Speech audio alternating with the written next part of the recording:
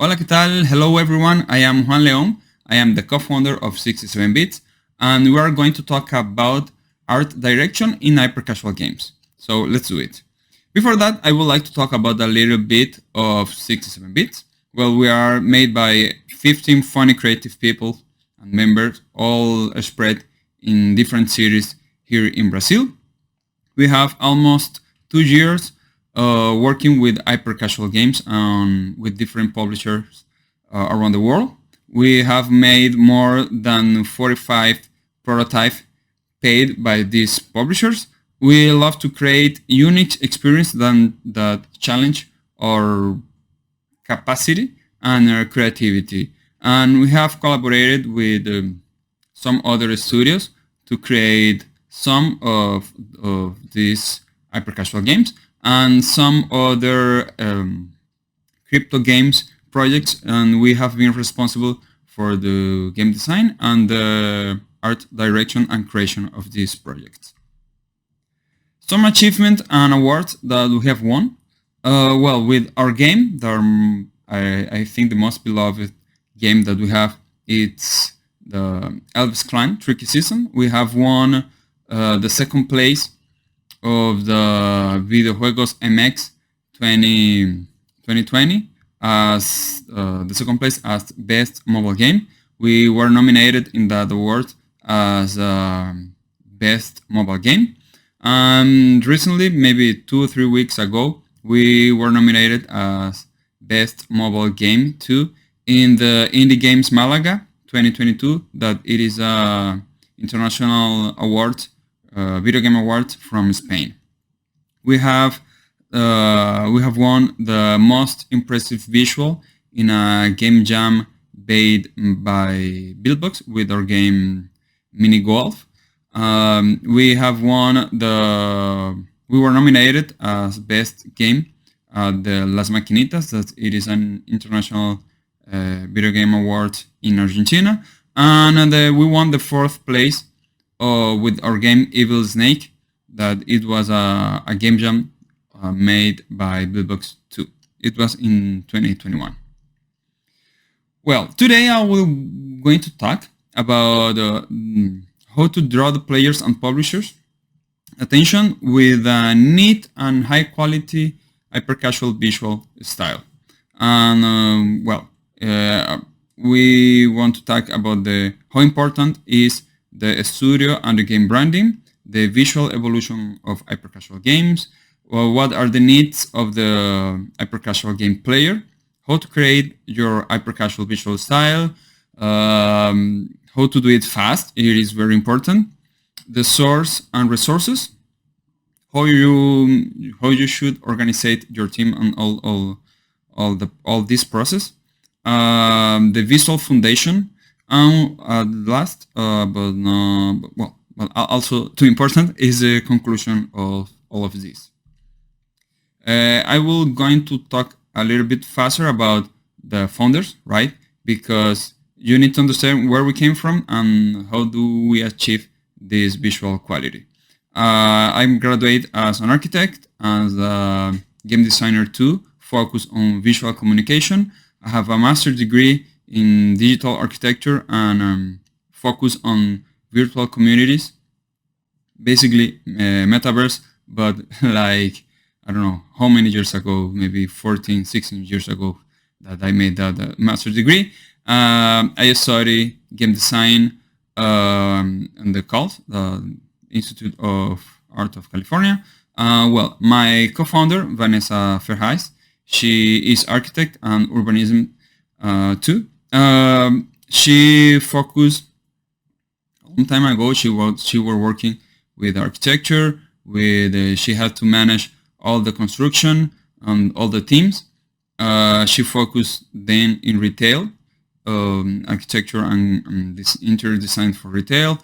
And then she worked with marketing, managing a huge team of content and production of big influencers in America Latina.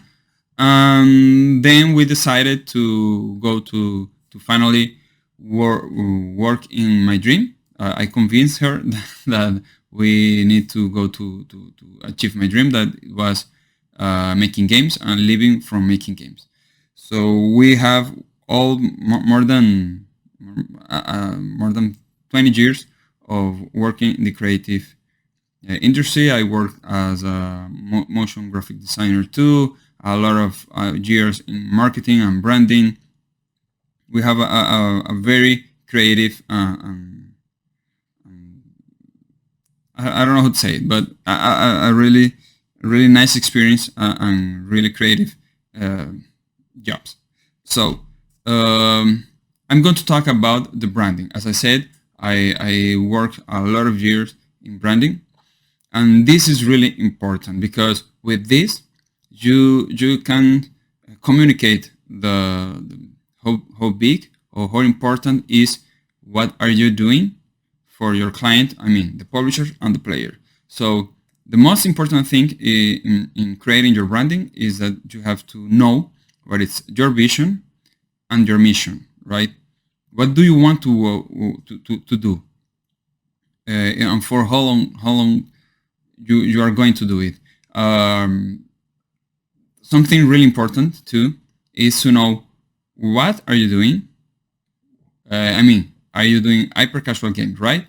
But how are you doing? How do you do that games? That's the process. The process of how you do it. That game is very important. But the most important thing about the branding, it is not the vision, the mission, the what do you do and how do you do it. Is why do you do it? Why you do what you do? Why are you doing hyper casual game? It is just a little bit. It is just a little step to go to ultra casual, hybrid casual, to another genre, to just a casual or a mid-core, or do you want to develop indie games? And this is just part of the experience. This is very important because once you have all of this, and you have to be honest with yourself and your team, you should do a visual ID. I mean your logo and all that kind of stuff, because this will send the message that you are really a really responsible team, and you do really care about your studio. Once you have all of this, you have to find a publisher that match with your mission, your vision, and why you do that. Obviously, there are several reasons for that, right? Maybe I think the most important, or not the most important, but one of them is money, and the publisher take care about that. So you need to understand all the reasons why that publisher make what they make, and see if your vision match with them, because basically he will be your partner or is your partner, and it is really important because you basically will talk with them every day, and if you don't have that well, you together, the publisher and you won't go so much farther than do you want to go. So for make those messages, to make that message clear, what do you need to do? The most important for me that do you need to do, if you have a clear and nice app store, right? It could be Google Play or the Apple App Store, but do you have a really nice app store with your branding, with your logo, with your banner? All that kind of stuff are really important, because you will send a message that you are really clear what do you want to do and why do you do it. Then the most important thing, the second most important thing, is the web. The web, it is really important because sometimes the publishers don't look for the Google Play and look just in Google, and well, they could find you in your web. Okay, now I'm going to talk. This was a part of your studio, right? And why it's important to do it. But now I'm going to talk about the games, right, by themselves, and the evolution of the hyper casual, and why it's important to understand where we came from and where we are now, just to see that the possibilities of where are we going to. So let's do it very quickly. Flappy Bird was the first really successful hyper casual game, because basically it has just one mechanic, that was tapping, right? It was inspired by Mario. It is obviously it has a pixel art visual style, but then quickly we came we passed to a minimalist visual style with the plain colors and really neat and clear shapes. That one of the big success was Color Switch from Color Switch Phoenix. Then all this started to make an evolution. I think kind of organic evolution of video game. We started with pixel art, and then kind of high resolution pixel art, and then we started to 2.5 visual, right? Games like Stack from Ketchup, that you don't know if it was a 3D game or a 2.5 game, but then you can see the evolution of visual. There a palette color more soft, more a softer palette color, a cleaner visual, more relaxing game, right, than stressful. Then we organically passed to a 3D game.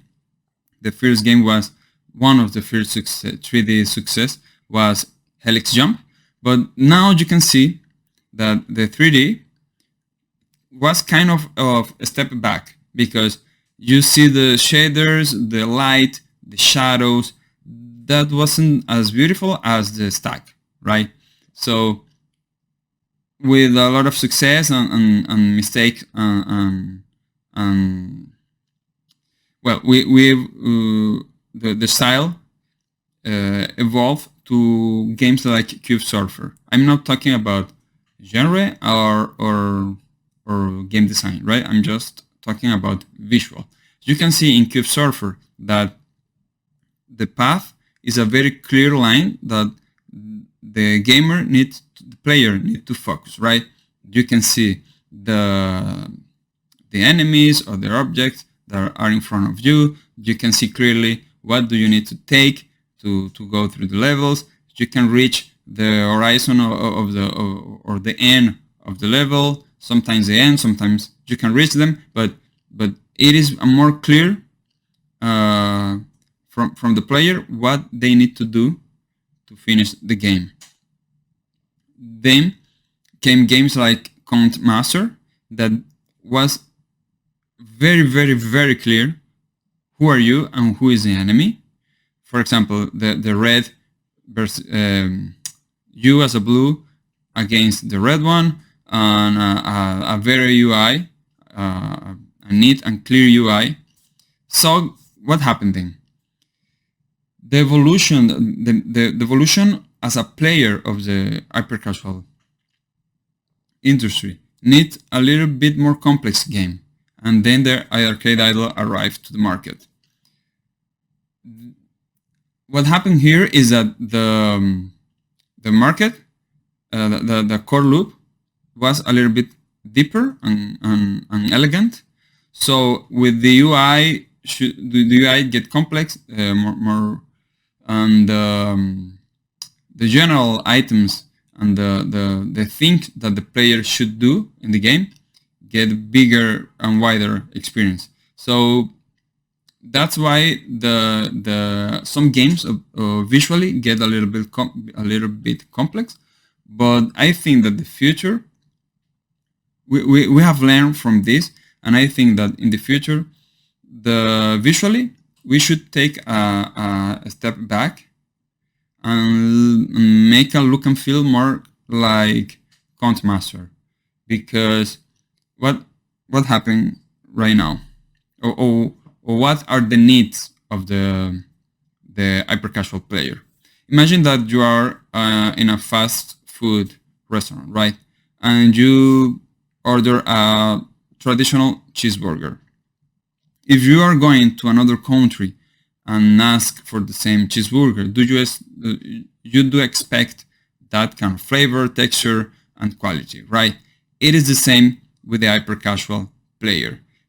No matter for them who is the publisher or who is the studio who made that game, but they want the same quality, texture, and flavor of that burger. So you can see that the Fat to Feed game from Voodoo, the visual, are different from the bitrate of Supersonic Studio. But for the player, from the vision for the player, it is the same quality. They are really high quality games with a very clear, neat, and palette color, right? The player know what they need to do in the first second that they are playing the game. So that's why the game could be very similar one to other. They need to be simple, relaxing games. They should transmit with palette color happiness. They should be clean, brightful. They should be minimalist, sorry. And they should have a very high quality animation and illumination. So how to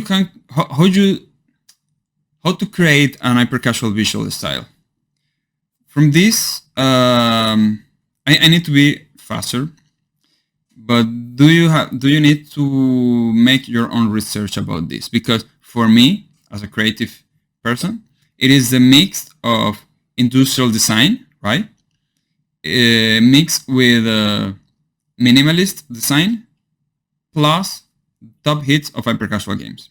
What is an industrial design core? It takes the core, right? The most important things of a design. Could be, for example, this row that you see a share with a few lines. You can design a share. It is the same with hyper-casual. You need to focus in what is really important. Just the path, the obstacle, the player, and the enemy. That's all. But with the minimalistic design, you can see with the colors and the high contrast and the beautiful harmonization between them, you will help to understand that message very clear. And with the top hits of hyper-casual game, you can see the tendency, the trend of what is going on. If there is a character that it is famous, or what kind of emojis are using right now in the gameplay or VFX or that kind of stuff. Remember that you can't be so much different from the other games, because the player could compare you with other kind of genre and not with hyper-casual. If you get too complex, you could be compared with a casual game or a mid-core game, and that's not your objective. Your objective. Oh, your goal. Sorry, and your goal is to be compared with other hyper-casual games to make the relation. And this game could be good, so I will download it. To do it, we have and not get lost in the way. We use Pinterest, right, and different folders to organize our mood board or references.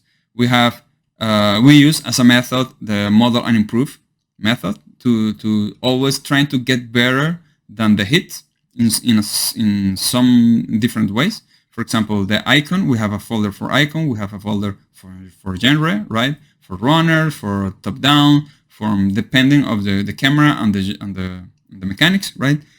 We have a folder for UI, we have a folder for VFX, for game feel, for palette colors, and that kind of sorts of stuff help us to maintain the line and get focus on what we need to do. You can easily get lost trying to do more than do you really need. Well, and how you can do it in few weeks. It could be 1, 2, or 1 month, depending of the publisher and the genre or your deal with the publisher. Well, we use several websites or platform like Unity Asset Store to buy or get free some assets, right? We use as a reference very nice and really good quality YouTube channel that always are saying what are the newest assets for free in the Unity asset store. We use Mixamo because it will help us to make a quickly and very good quality animation and rigging from our 3D models. And what do we do too is that we have a bank of package. This is very important because this package, what are the content of this package? Well, they have materials. We are always trying to use the same materials.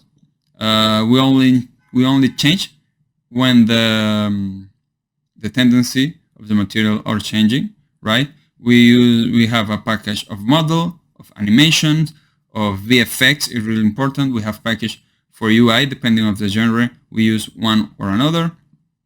We have bank of basically of everything that could help us to reach that amount of time that we have, 1, 2, or 4 weeks.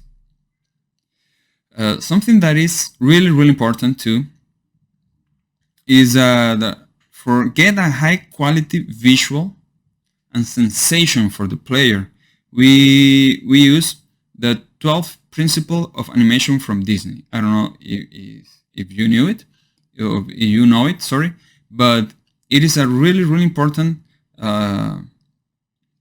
methodology to create animations, like effects like arc, strange, anticipation, squash. There are theory that help you to make a really good animation, because animation will help you to send the right feedback for the player. Something that it is really important for us is the game feel or game juiciness, like other people name it. If you don't know the term of game feel, it is just basic. Every input, every action you make in the game, you receive a feedback. So, but it needs to be exaggerated feedback. So I indicate, if you know nothing about this, I indicate this book from Steve Swink. The name is Game Feel, a game designer's a game designer guide to virtual sensation. Or I really recommend this book. Or you can just look in YouTube for Game Feel and what is it. There is a few videos, but with excellent information about how you can apply it to your video games. These two are for us the most important visual feedback that we apply to our games. Well, how we work with all of this? I mean, this is a lot of information, right? But how you can do all of this in 2 weeks? We use template for everything, including what is not designed, right? We use template for the App Store, for the image of the App Store on Google Play, right? This template help us to create this very quickly. We have template for the names of the layer inside our designed inside software. We have template for the creative, right? For the YouTube trailers and shorts and all the things that we need to create to publish our game. We have template. We have even have template for the sound design, for the music, for trailers, for the render. When you send the render in your software to make the video, right, the trailer or the creative, we have with just one click, and that's all. One click for, okay, this is a trailer for YouTube, this is a video for a creative. So try to organize everything to do it as quickly as possible, from Unity, inside Unity, and all the folders inside Unity to inside any other software you use to create the art of your game. I know that all of this could be overwhelmed, right? But I try to understand that these are few steps to you to know what do you have to do and how you can do it. You can do it in your own way, right? Everyone has their own priority and their own way to do the things. So that's why I prefer to tell you what do you need to do and the how do you need to do it. It is in your hands, right? Everyone has their own path. I know that sometimes it is very difficult work in the hyper casual industry because you make prototypes and makes prototypes and makes prototypes and makes prototypes and nothing happens, right? But think that way. Every time you make a prototype and fail, it is not a failure. It is a way to understand what are you doing wrong and what you can do to get a better prototype. Trying to analyze what is happening in the market and how you can make it better, right? And as long as you get every time you make a prototype a little better, it means that you are getting closer to getting a hit. So stay focused, trying to try always to get better visually, because visual is the first step. It's the first thing that get inside us. I mean, in video games, right? In the how you can catch possible players to play your prototype just with creative on social media or other games. So it is really important to get a very clear, nice palette color and nice sensation, a nice game feel to catch the eye of the player. So try to implement all these tips one by one. You don't need to do it everything just in a couple of weeks.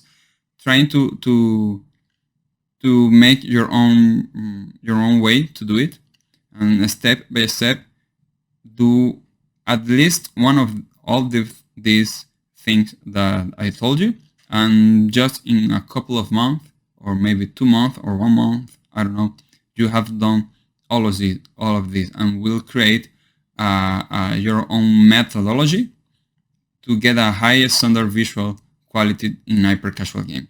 If you have any doubt about it, well, you can send me an email, you can send me a message here or social medias, right? I would like to thank everyone that is organizing this event, because it is really important for the industry that we are together in this and we can get it better.